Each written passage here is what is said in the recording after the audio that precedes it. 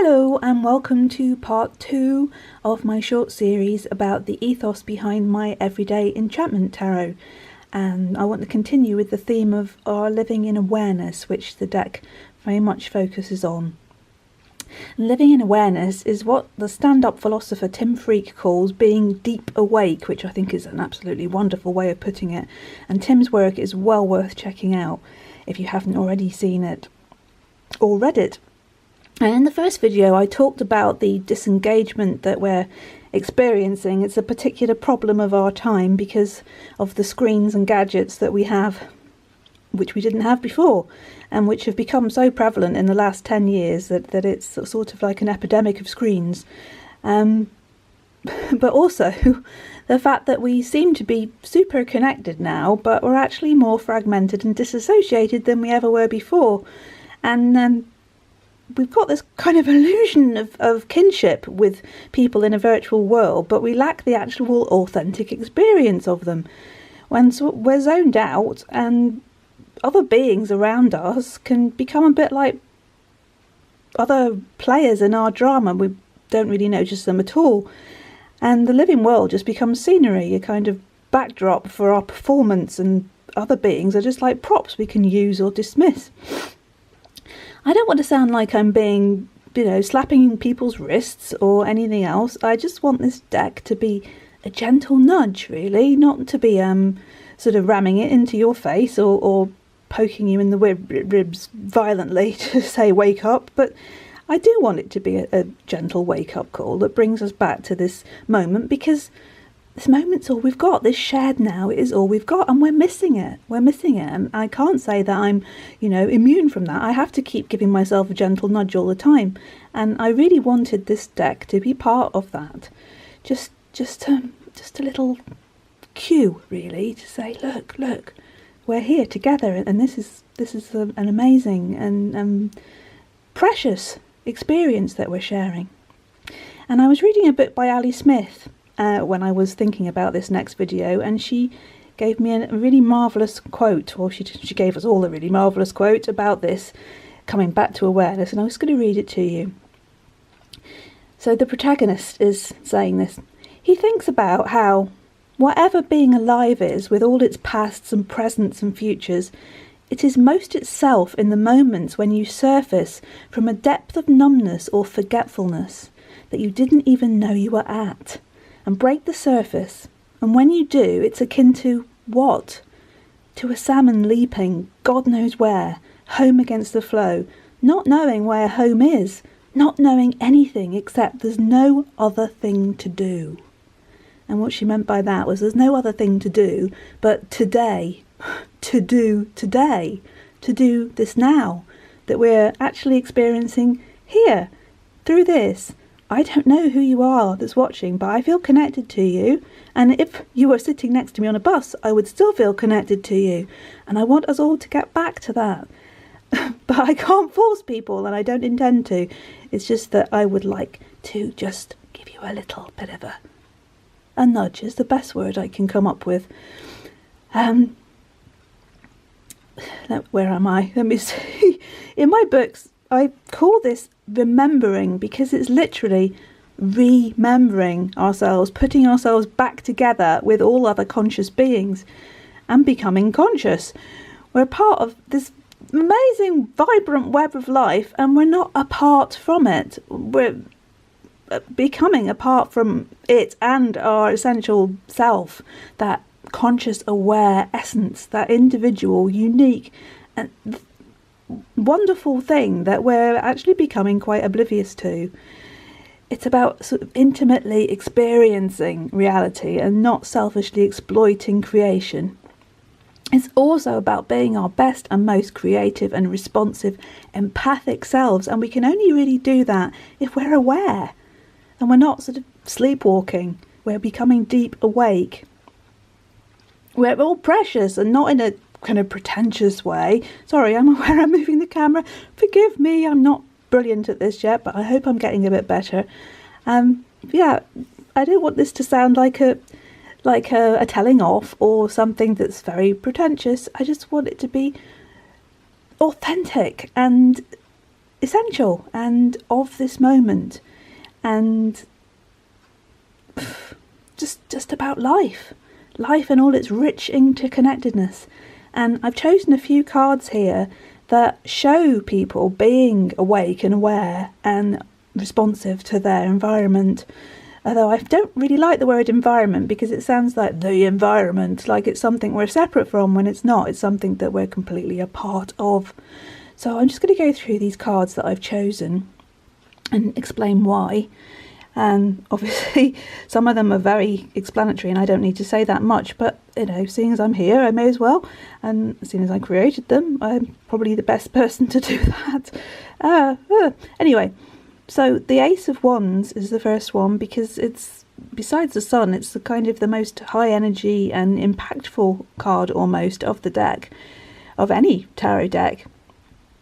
And here we see the protagonist, the leading lady, and she is completely in that moment. The sun has come up, she's poised, she's aware of the sun coming up, she's aware of that moment, of that spark of creativity that's coming through her wand, and into the pure potentiality of her canvas. Any artist knows that when you're faced with that white canvas or whatever colour canvas you're working on, and anything can happen, you're bringing it forth. And she's completely, look how she's meeting our gaze. She is absolutely aware that in this moment, she and us together as a shared experience are going to create. And she's also aware of the fact that she's sharing that moment with the pheasant, this unseen being, and horse, and also a lark, and they're all aware of her. It's very much a circle. And moving on, because I'm aware I don't want to make this video 30 minutes long, the Ten of Cups, which this little girl here is very much present and in the moment and aware of her connection with not only those around her and what she's doing, this joyful experience of jumping in a rainbow reflected puddle, but she's actually offering us a marigold as well, because she wants us to join her in that shared experience. The little boy is more engaged in his own leaping, and that's fine, but she is something else. She is actually bringing us into that reality, into that moment where everything is alive and thriving and creative, and in this case very beautiful. Now, the rest of the cards I've chosen are majors. They're all black borders denoting the major arcana. And the first one is our friend the Hanged Man, which is a fascinating card that I can't wait to talk about in more depth. But for now, I've chosen him because he, out of all the people in this particular scene, in this snapshot, this shared moment, he's absolutely engaged with us. His eyes are meeting ours. Even though he's upside down, we're quite aware that he is saying, look at this incredible moment that they're all missing. I mean, they're all lost in their own little mini dramas. Oh, I'm going to be late, this is terrible. And of course those things are important. We are living lives and those things are important, but we need to also hold, at the same time as realising is important, that it's actually not important either. It's being. It's just being that's important. It's being, and being in our own experience, and that shared experience too, both at the same time. So it's not just us. It's the whole. And this hangman, this young boy, is very aware of this spider, which they would be completely oblivious to, I feel. And yet the spider, a web maker, is completely aware of the interconnectedness of all beings. Something that I'll go into in the next video. So moving on, we have the lovely young woman in the star. I'm hoping the camera is focusing. It's really difficult to tell. I'm hoping I'm not chopping her. I'm probably chopping part of the cards off, but I am getting used to this. Hopefully I'll get better. So the young lady, the girl in the star, is absolutely looking. She's making eye contact. She is aware and awake, and symbolically, as the tarot is so full of rich symbolism and deep meaning. In this one, her foot is bare. She's standing on this rubble, this sharp, the stones, the broken wire, whatever's happened in this disaster that she's come to help people with, either or. She's got a bare foot, which is symbolic of the fact that she wants to be in that experience. She wants to feel the sharpness that these poor people that are trapped are feeling. She wants to actually be present. She wants to offer her hand. She wants to feel. She doesn't want to pretend it's not happening or zone them out or go through the motions. She is there, and she is letting us know that she wants to feel that deeply. Because although it's not a pleasant scenario, obviously, it is what's happening, and she's not in denial of that. She's actually there, and she's awake to that moment, unlike this poor chap here who's really suffering. Sorry, I'm using my horrible finger to point again. I did try and remember to use a pencil to point, but you're going to have to ignore my bent finger for now, because that's all I've got to hand. Ha! Didn't mean for that to be a pun, but there you go. Anyway, moving on, before I make any more stupid comments, as Temperance lady. Now, this chap here, one of her two children or grandchildren, I'm not quite sure, doesn't really matter. This teenager here is completely, look at his eyes, he's just off, zoned out, this is not happening, boring, and this girl, although she's more present, is just completely focused on him and her anger and frustration with him, whereas the Temperance lady is absolutely holding the centre, looking directly at us, making eye contact, completely present. And she might not like what's going on, but she's determined to make the most of it. Look at her face, look at her gesture. She is wanting to bring balance and to be present with us and with them. And moving on again. Oh God, that was awful wobbly, sorry. And is the lady in Judgment. It's quite obvious that she is absolutely in that moment. She has had a flash of realisation, an awakening, really. If the trumpeter is she is complete. Look at her face though. She is completely she is awake. She's come to from her trance of being zoned out and going through the motions and killing time and all of those things that we do, where these two people are absolutely stuck in that. And there's nothing wrong with being in that occasionally, but we do have to also hold the fact that we are present. We can't just go into oblivion. We are present, and it would be such a shame for us not to realise the potential in the moment. And she is waking up and moving on. But I'm not going to go into too much depth because there'll be videos about all the cards in good time. Anyway, so we also have the lady here. Now, it's been called an urban tarot, but it's not. It's not an urban tarot. It's contemporary, but it's not strictly urban. But some of these scenarios, like this one, where the car's crashing in the background, obviously are very much, well, it could be a country lane, or it could be a suburban road. We don't really know. It's just the fact that it's actually of our experience, of our current experience. I just wanted to bring everything back into the moment so that our current experience is no less valid than somebody that was in a medieval castle, for instance, or some fantasy landscape. All of those things are relevant to just being alive, fantasy and harking back in time. They're all important, but so is being here now and this precious experience that only we are having. Yet it's one that we're all sharing, and we're a vital part of the collective experience. Anyway, sorry, I'm sniffing again. Do apologise. So this lady again is meeting our eyes. She's aware of what she's doing. She's holding the balance and weighing things up, while these two men are completely lost in their own anger and frustration with each other.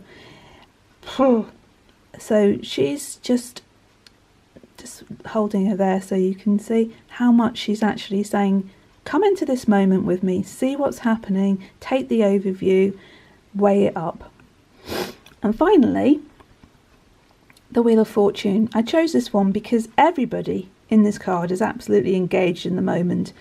Now this is one of the cards where fantasy creeps in, and the wheel is bringing magical enchanted aspects to this everyday mundane garage scenario where the mechanic is running out of the garage chasing the wheel, and the wheel is making everything, bringing a greening to the tarmac. It's an extraordinary card, and I look forward to going into it in more depth. But for now, I just wanted to show that everybody, from the unseen being here and the dog and all the people, they're all completely they're in that moment.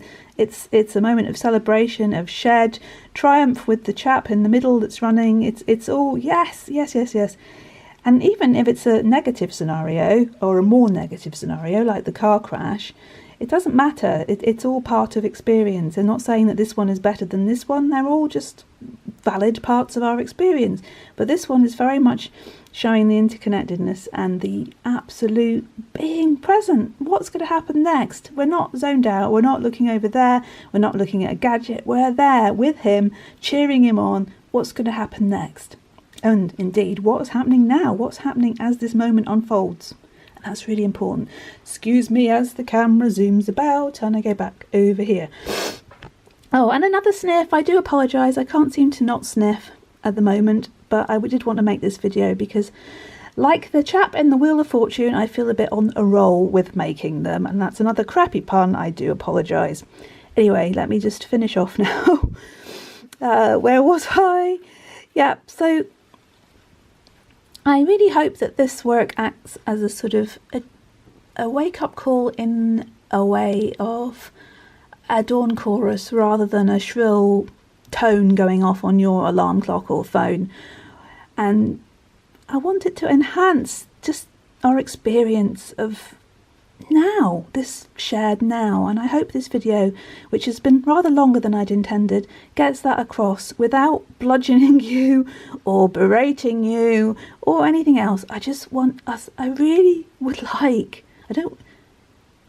I can't make anybody, I can't make myself, but I just like throughout the day, if we possibly can, to perhaps pull a card or just pull ourselves back into this moment and see what's actually happening.